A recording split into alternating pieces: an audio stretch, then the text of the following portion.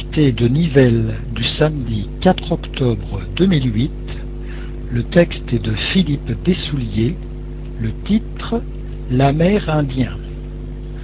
Droit comme un épée, Bison Futé observait, du haut de la pique, les lourds chariots qui circulaient en cahotant au fond du canyon. Malgré l'éclat de l'astre solaire, munificent dans son appareil zénithal, il ne sciait pas, comme figé dans l'attitude hiératique du stylite. Les visages pâles, ballottés dans les carrioles, cherchaient-ils à se carapater, tels des blattes innommables?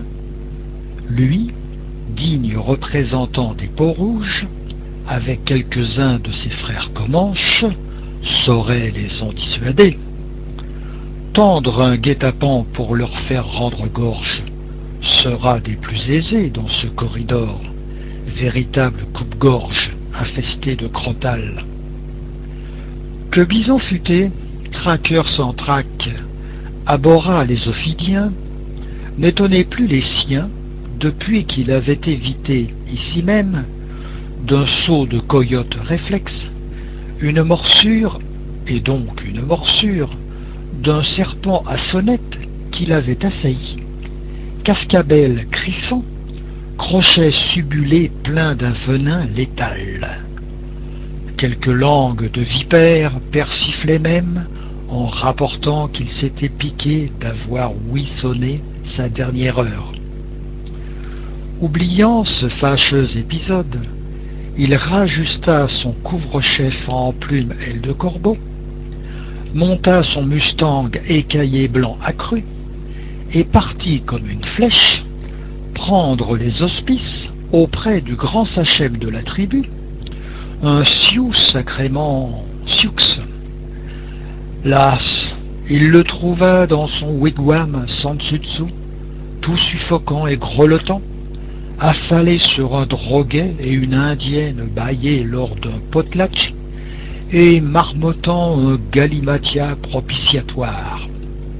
Était-il en transe, communiquant avec les Kachinas tant vénérés? Avait-il abusé du péyotle, qu'il bourrait dans son calumet, qu'allumait à l'accoutumée une squaw affublée d'un wampum aux coquillages turiculés ou faciés?